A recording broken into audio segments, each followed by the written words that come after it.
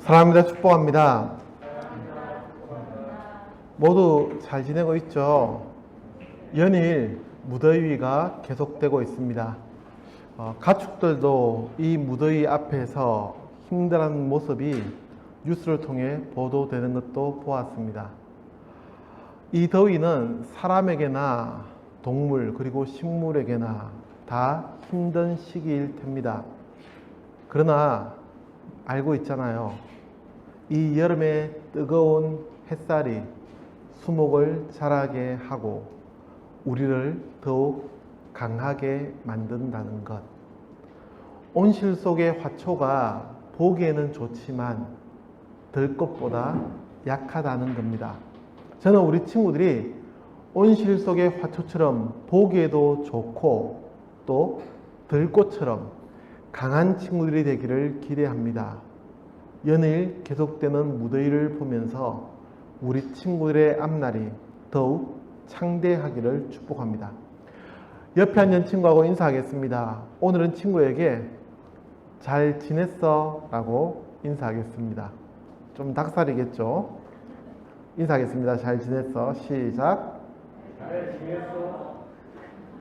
잘 지냈어 하는데 왠지 경상도 사투리가 묻어있는. 한 번 더 하겠습니다. 이번에는 친구에게 사랑합니다 라고 인사하겠습니다. 인사해 주세요. 사랑합니다. 사랑합니다. 구약을 공부하는 7번째 시간, 오늘 우리에게 주는 하나님의 말씀을 모두 일어서서 함께 읽겠습니다. 준비되었죠? 모두 한 목소리로 같이 읽습니다. 시작. 다윗이 블레셋 사람에게 이르되 너는 칼과 창과 단창으로 내게 나아오거니와 나는 만군의 여호와의 이름 곧 네가 모욕하는 이스라엘 군대의 하나님의 이름으로 내게 나아가노라. 사무엘상 17장 45절 말씀. 아멘.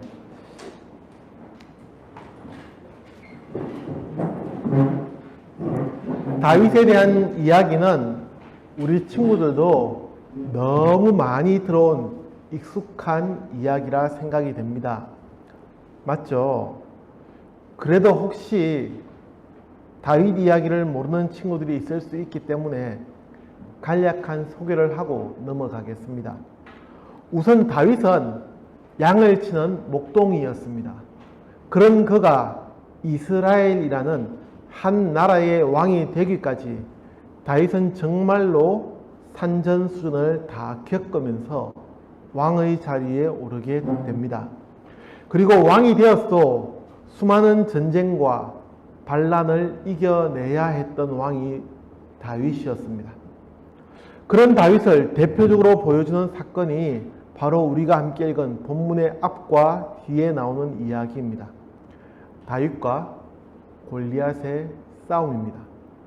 다윗과 골리앗의 싸움 이야기는 교회를 다니지 않는 친구들도 어렴풋이 다 알고 있는 이야기입니다.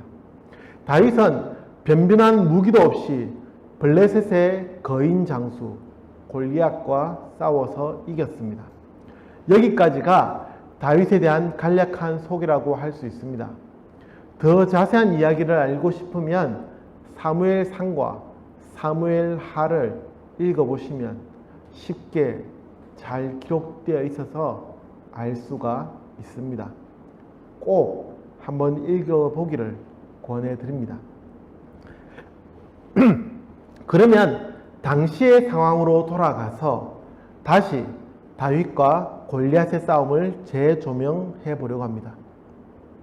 우리는 단순히 소년과 거인이 싸워서 이긴 것으로 알고 넘어갈 수 있지만 성경은 그것만을 말하기 위해서 기록된 것이 아니기 때문입니다.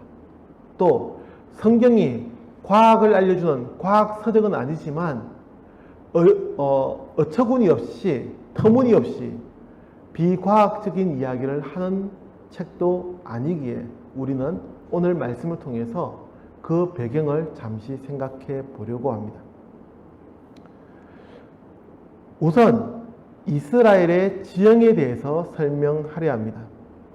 이스라엘의 지형에 대해서는 두 가지의 사실을 알고 있어야 본문의 말씀을 더 잘 이해할 수가 있습니다.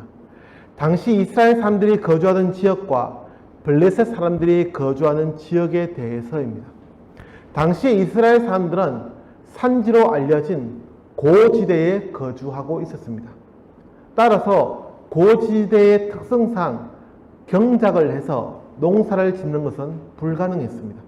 당연 유목을 중심으로 이스라엘 사람들은 살아가게 됩니다.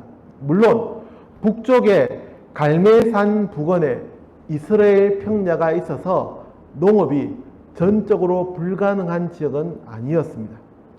대체적으로 이스라엘 지역은 산악 지형이었다는 것을 말씀드리는 겁니다. 이런 지형적인 특성이 있었기에 나라를 지키는 방법도 블레셋과는 차이가 있었습니다. 이스라엘 사람들은 성을 중심으로 나라를 이루어 갔습니다. 다시 말해 외부에서 공격을 해오면 성을 고지대에 높이 쌓아올린 성벽 안으로 숨어들면 되는 것이었습니다. 그러면 공격을 하는 사람들은 산 위에까지 올라와서 그것도 성벽을 넘어서 공격하는 것이 거의 불가능했습니다. 물론 단점도 있었습니다. 이런 성 안에서 방어를 하는 것은 포위 공격에는 취약했습니다. 식량은 언젠가 떨어지기 마련일 테고 비가 잘 내리지 않는 지역의 특성상 마실 물을 구하는 것도 장기적인 전쟁에는 불리했습니다. 그래서 이스라엘의 역사에서 포위 공격에 결국 점령당하는 경우가 종종 있었던 것입니다. 그러나 또 반면에 이런 포위 공격을 장기적으로 하기 위해서는 공격하는 나라의 군대에게도 부담이 될 수밖에 없었던 싸움이었습니다. 특히 이스라엘 지역의 대부분을 점령하지 않고 특정된 한 지역만을 공격하는 그러한 전쟁에서는 더욱 그러했습니다. 다른 지역의 성들에서 블레셋의 군인들을 공격해 오면 불리해지기 마련이었습니다. 다시 블레셋에 대해서 살펴보면 이러한 이스라엘의 발에 블레셋은 지중해 연안에 위치한 평야지대에 자리 잡고 있었습니다. 당연 평야지대였기에 농업이 활발할 수 있었습니다. 지금이야 공업도 중요하고 금융, 첨단 산업 등 경제 분야가 다양해졌지만 당시에는 농업과 상업이 중대한 축이었습니다. 그랬기에 블레셋은 농업이 유리한 평야지대에 자리하고 있어 당연 강대국이 되었습니다. 또 블레셋이 위치한 지역이 평지였기 때문에 군인들도 평지에서 잘 싸울 수 있는 것들로 개발되고 형성되었습니다. 그 대표적인 것들이 사무엘상 13장 5절에서 소개하는 것처럼 병거와 마병이었습니다. 병거와 마병이 무엇인지 알고 있죠? 마병은 말을 타고 싸우는 군인, 즉 기마병이고 병거는 말이 끄는 수레를 타고 싸우는 군인입니다. 이스라엘과 블레셋의 싸움에서 문제는 이 두 지형의 차이에서 비롯되는 군사력의 차이였습니다. 이스라엘은 성을 중심으로 방어하기에 적당했고 블레셋은 평지에서 사용할 수 있는 병거와 마병이 주력 무기였다는 점입니다. 그런데 오늘 본문에서 기록하는 그 배경이 되는 이스라엘과 블레셋의 싸움은 어디에서 있었을까요? 평지였을까요? 산지였을까요? 바로 산지였습니다. 다시 말해 블레셋의 주력 무기인 병거와 마병이 거의 필요가 없는, 아니 오히려 방해가 되는 지역이었습니다. 한번 생각해 보십시오. 산 위로 병거, 즉 말이 끄는 마차를 가지고 올라갈 수 있겠습니까? 사람 혼자서도 올라가기 힘든데 어찌 마차가 그 길을 올라갈 수 있겠습니까? 그러니 싸움이 될 수 없는 것이었습니다. 그래서 블레셋 사람들이 생각해낸 것이 이스라엘 사람들이 평지로 내려와서 싸우게 하는 방법이었습니다. 반면 이스라엘 사람들은 산지에 숨어서 지키기만 하면 별 문제 될 것이 없는 전쟁이었습니다. 여기까지가 이해가 됩니까? 그래서 또다시 블레셋 사람들이 고민한 끝에 방법을 찾아냅니다. 그것이 바로 이스라엘을 자극해서 싸움을 하게 하는 것이었습니다. 즉 이스라엘 사람들이 열받아서 내려오도록 하는 것, 하나님을 모욕해서 하나님의 백성이라고 하는 사람들을 도발하는 것이었습니다. 디서전이라고 해야 할까요? 문제는 블레셋 사람들의 계획처럼 이스라엘 사람들이 하나님을 모욕하는 것에 열받아서 홧김에라도 평지로 내려와서 전쟁을 할 수 있는가, 그렇게 할 것인가 라는 점이었습니다. 안타깝게도 이스라엘 사람들은 그러지 않았습니다. 오히려 하나님을 모욕하는 그 소리를 듣고 무서워서 더 산속으로 숨어들었다고 성경은 기록합니다. 여기까지가 우리가 본문의 말씀에서 생각해야 하는 지형적 배경입니다. 이런 상황에서 한 사람이 나타납니다. 바로 다윗. 아직 채 자라지도 않은 어린이라는 것을 표현하는 것처럼 골리앗이 조롱하면서 얼굴이 붉다는 것은 젖살이 빠지지 않은 어린아이라는 표현을 상징적으로 말하는 것입니다. 그런 소년이 하나님을 모욕하는 그 소리를 듣고 붕괴합니다. 어찌 저 이방인이 살아계신 하나님을 모욕할 수 있느냐는 울분이었습니다. 사랑하는 포항송도 당찬교회 친구 여러분, 당시에 어른들은 생각했습니다. 나름 전략이라고 생각했을지도 모릅니다. 아무리 우리를 도발하여도 잘 지키면 어려움이 없다는 기막힌 계획이었을지 모릅니다. 그러나 문제는 하나님의 이름이 망령되이 일컬어지며 모욕당하는 것이었습니다. 이 일에 아무도 선뜻 나서지를 않았습니다. 타협한 것입니다. 잘 참으면 이길 수 있다는 생각이었습니다. 그러나 다윗은 그러지 않았습니다.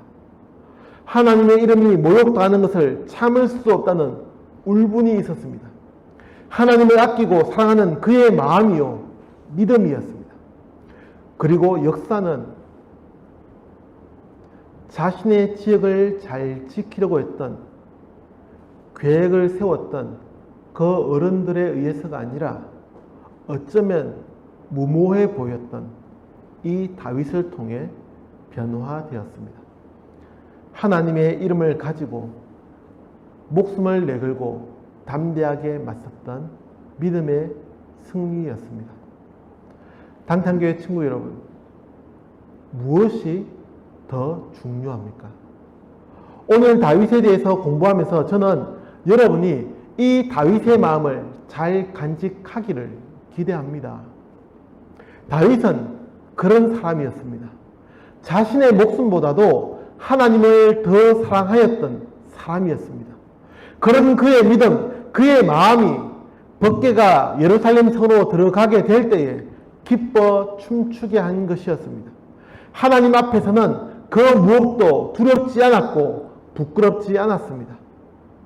하나님이 함께 하시는 것이 가장 중요했습니다. 여러분은 무엇을 더 중요하게 생각합니까? 믿음의 사람은 하나님을 더 중요하게 생각하는 사람입니다. 다른 것을 더 아끼고 중요하게 생각하면 결코 세상의 변화를 이루어낼 수가 없습니다. 자신의 인생이 중요하고 자신의 가족이 더 중요한데 나의 삶, 나의 계획이 더 중요하다고 생각하는데 어찌 변화를 이루어낼 수 있겠습니까? 어찌 세상을 위해 자신의 삶을 헌신하며 살아갈 수 있겠습니까? 그러나 하나님을 중요하게 생각하는 믿음의 사람은 그 즉시 알게 되고 느끼게 될 것입니다. 자신은 혼자가 아니라 위대하신 하나님이 함께 하신다는 놀라운 사실입니다. 지난 2000년의 기독교 역사가 우리에게 증언해 주듯이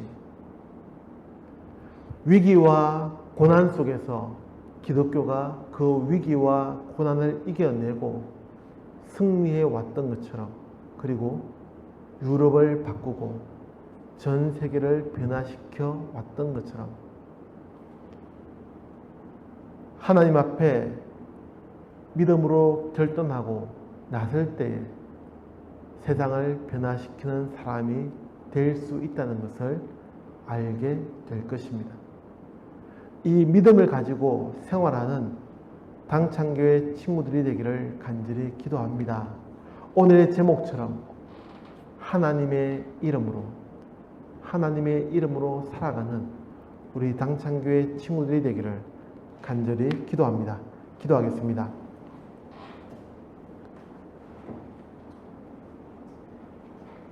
지형적인 이점이 있었음에도 하나님의 말씀을 붙들고 믿음으로 싸웠던 다윗을 통해 이스라엘의 역사가 바뀌었습니다.